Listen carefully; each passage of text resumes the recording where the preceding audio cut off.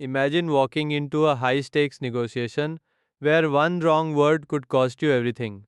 As a third generation kingpin in the diamond trade, people assume your power comes from your vault. But the truth is much more subtle. Your real power comes from mastering the architecture of social confidence and cognitive control. Most people in this world fail because they have a too much to filter problem. Their internal critic steals their words before they can even speak. To survive at this level, you have to turn off that critic and realize that you don't need a nothing to say problem. You have a strategy problem. The 3-second command. The moment you enter a room full of rivals, they make a judgment about you in exactly 3 seconds. Most people walk in with their heads down, looking at their phones or the floor, sending a signal that they aren't available or are hiding something. To command the room, you walk in with your head level, not arrogant, just level, looking around calmly like you already belong there. You make brief eye contact and give a tiny nod to plant a seed of familiarity, making them feel it is safe to approach you later. Your body talks before your mouth does. By keeping your hands out of your pockets and your posture open, you signal that you are a person of high status who isn't defensive. The 5-second rule of negotiation in a deal: silence is a weapon, but so is speed. When a rival presents a term, use the 5-second decision rule. Respond with the very first authentic instinct your brain serves up. Your first instinct is usually more interesting and authentic than the polished, filtered version your brain tries to approve. If you spend too much time picking the perfect thing to say, you fall into the consumption trap, wasting energy on the illusion of productivity instead of actual results. To extract information, you use strategic ignorance.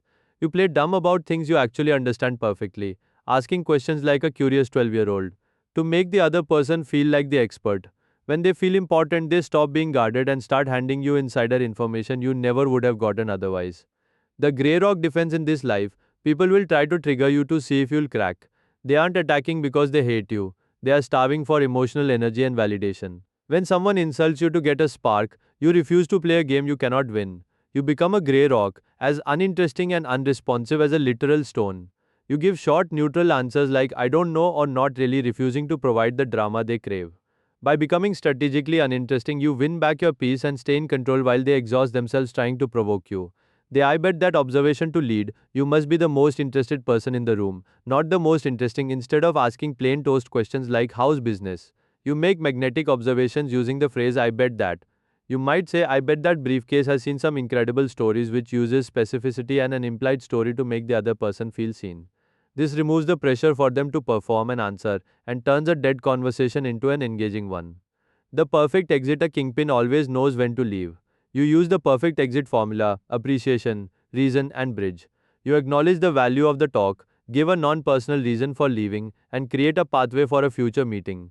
This ensures the last impression you leave is one of professional respect, making them excited to deal with you again. Conclusion: your life isn't about the diamonds, it's about the presence of choice. You choose what affects you, who gets access to your world, and how you invest your energy. The moment you stop needing external validation is the moment you become truly magnetic.